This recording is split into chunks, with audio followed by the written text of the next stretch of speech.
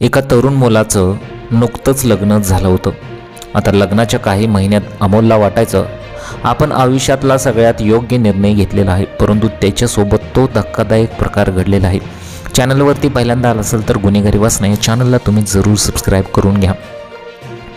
नवऱ्याने अक्षरशः मग गुपचूप व्हिडिओ रेकॉर्ड सुरू केला तेव्हा ती घटना समोर आली आणि अक्षरशः संपूर्ण देश हादरून गेला.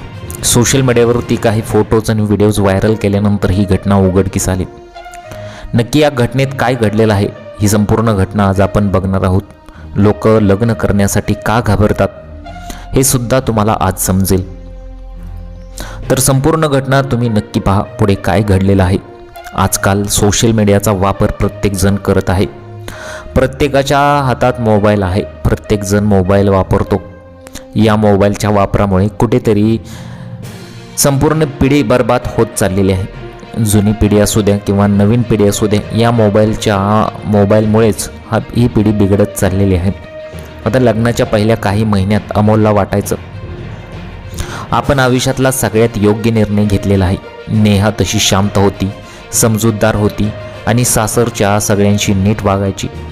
सकाळी उठल्यावर चहा, ऑफिसला जाण्याआधी आठवणीने दिलेला डबा, रात्री दमलात का असा साधा प्रश्न ती विचारत होती. या छोट्या गोष्टींमध्ये अमोलला प्रेम दिसायचं.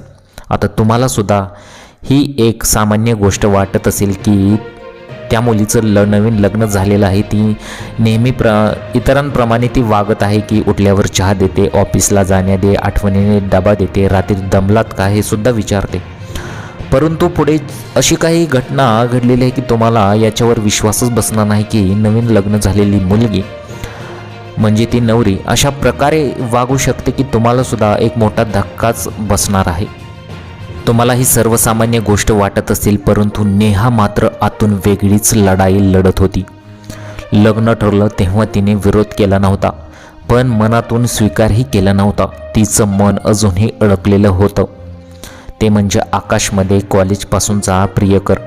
परिस्थिती, घरचा दबाव आणि वेळ सगळं बदलते या खोट्या आशेवर तिने लग्नाला होकार दिला होता. लग्न झाल्यावर सगळं नीट होईल असं तिला वाटलं होतं, पण प्रत्येक दिवसासोबत तिच्या मनात एक विचार ठळक होत गेला की मी चूक केलेली आहे. अमोल चांगला होता, तो आकाश नव्हता. त्याचं बोलणं, त्याची समज, त्याचा स्वभाव काहीच तिला पूर्वीसारखं वाटत नव्हतं. तिच्या मनात सतत तुलना चालू होती आणि त्या तुलनेत अमोल नकळत कमी पडत होता. सुरुवातीला नेहाने आकाशशी संपर्क टाळण्याचा प्रयत्न केला, पण एकटेपणा, असमाधान आणि अपराधीपणाची भावना त्यांच्यात ती हरवत गेली. एका रात्री तिने त्याला मेसेज केला, कसा आहेस? तो एक शब्द तिच्या आयुष्यात वादळ घेऊन आला. हळूहळू त्यांचं बोलणं सुरू झालं. आधी साध्या गप्पा, मग जुन्या आठवणी आणि नंतर मनातली अस्वस्थता. नेहा तिच्या वैवाहिक आयुष्याबद्दल सांगायची. आकाश ऐकून घ्यायचा. तिला तेच हवं होतं, कोणीतरी तिला समजून घ्यावं. दुसरीकडे अमोलला वाटत होतं नेहा हळूहळू जास्त समजूतदार होत चाललेली आहे. ती कमी बोलायची, जास्त शांत राहायची आणि तो यालाच तिचं संयम समजायचा. तिच्या फोनवरचं हसू, उशिरापर्यंत जागरण आणि अचानक वाढलेली एकांताची गरज हे सगळं त्याला सामान्य वाटायचं. एक दिवस ऑफिसमधून लवकर परतल्यावर अमोलने नेहाला फोनवर बोलताना पाहिलं. ती पटकन कॉल कट करून म्हणाली, आई होती. अमोलने विचारलं नाही. त्यांनी तिला कधीच प्रश्न विचारले नव्हते. त्याला वाटायचं नात्यात शंका ठेवणं म्हणजे अपयश स्वीकारणं. पण संशयाचं बी पेरलं गेलं होतं. एका रात्री नेहा झोपल्यावर तिचा फोन टेबलावर वाजत राहिला. अमोलने उचलला नाही, पण स्क्रीनवरचं नाव त्याच्या डोळ्यात घर करून गेलं. आकाश असं नाव होतं. त्याला त्या क्षणी वाटलं आपल्याला चुकीचं दिसतंय, पण मान्य करायला तयार नव्हतं. पुढच्या काही दिवसात अमोल बदलला.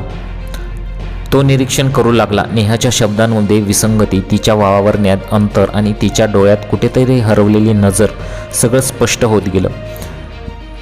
शेवटी एक दिवस त्याने थेट विचारलं, तू खुश आहेस का नेहा? तो प्रश्न ऐकून नेहा गोंधळली. तिने होकार दिला, पण तो खोटा होता. त्याच रात्री अमोलने तिच्या फोनमध्ये मेसेजेस पाहिले. त्याला जे दिसलं त्याने त्याचा विश्वास मोडून टाकला. त्याच्या पायाखालची जमीन सरकली. लग्न करून चूक झाली, तुझी आठवण येते, हे आयुष्य माझं नाही, हे शब्द त्याच्या मनावर कोरले गेले. आणि हे शब्द त्या स्क्रीनवर होते, त्या मेसेजेसमध्ये होते. तो रडला नाही, तो ओरडला नाही, तो फक्त शांत बसून राहिला. सकाळी त्याने नेहाला समोर बसवला आणि म्हणाला, मी तुला सुखी ठेवू शकलो नाही, हे माझं अपयश आहे का? आपल्या लग्नाला कुठेतरी आताशी 2-3 महिने होत आहेत. मला फसवणं हा तुझा निर्णय होता, नेहाच्या डोळ्यात पाणी आलं. माझा हेतू फसवणूक नव्हती, मी फक्त अडकले होते. अडकलेली असताना तू मला सोबत का ठेवलेस? अमोलचा आवाज थरथरत होता. त्या दिवशी दोघांमध्ये सगळं स्पष्ट झालं. प्रेम, अपराध, भ्रम सगळं उघड झालं. काही नाती प्रेमाअभावी तुटत नाहीत, तर प्रामाणिकपणा अभावी तुटतात. नेहाला उशिरा का होईना पण समजलं, लग्न चूक होती की नाही यापेक्षा चुकीचा मार्ग निवडणं जास्त घातक होतं. मग अमोलसाठी हा निर्णय कठोर होता. मग ते वेगळे झाले, रागाने नाही पण समजुतीने. कधीकधी आयुष्यात सगळ्यात मोठी चूक ही चुकीची निवड नसते, त्या निवडीशी प्रामाणिक न राहणं असतं. जर 2 ते 3 महिन्याचा संसार अक्षरशः उद्ध्वस्त झाला, आणि तेही एका कारणामुळे, आणि ते कारण तुम्हाला आता समजलं असेलच. त्यांची परिस्थिती खूप बिकट झाली, परंतु शेवटी त्या दोघांनी वेगळं राहण्याचा, अक्षरशः वेगळं होण्याचा निर्णय घेतला. मुलाचं आयुष्य बर्बाद झालं असं मग मुलाच्या कुटुंबातील म्हणत होते, आणि त्यानंतर मुलगी मात्र तिला काहीच पश्चाताप नव्हता. एका मुलाचं आयुष्य कसं बर्बाद झालं या घटनेतून समोर आलं. मुलीनं सर्व काही सांगितलं, पण त्या मुलाचं काय? पुढे त्याच्यासोबत लग्न कोण करेल का, असा प्रश्न अनेक जणांनी उपस्थित केला. म्हणूनच लोक लग्न करायला घाबरतात, अशा सुद्धा कमेंट्स बऱ्याच जणांनी याच्यावरती म्हटलेलं आहे. अक्षरशः लग्न जी आहेत लोकांची महिन्यात सुद्धा मोडत आहेत. महिनाभर सुद्धा काहींची लग्न अजिबात टिकत नाहीत, घटस्फोटापर्यंत सुद्धा जात आहेत. मग या घटनेत सुद्धा असंच वाटलं की नवऱ्याला वाटलं की सर्व काही ठीक आहे, सुरळीत आहे, आपलाच संसार सुखाचा आहे. जे काही घडत होतं ते त्याच्या मागे घडत होतं, परंतु हे सर्व त्याने रेकॉर्डसुद्धा केले. अक्षरशः मग त्याने सर्व प्रकार रेकॉर्ड आपल्या कॅमेऱ्यातसुद्धा कैद केला होता, आणि त्यानंतर त्यांचे निर्णय टोकाला सुद्धा गेले होते. परंतु त्यांनी नंतर वेगळे राहण्याचा प्रयत्न आणि निर्णय घेतला, आणि शेवटी मग ते वेगळे झाले. परंतु मुलाचं आयुष्य उद्ध्वस्त झालं असं मग कुटुंबियांचं म्हणणं होतं. अशा प्रकारे ही संपूर्ण घटना घडलेली आहे.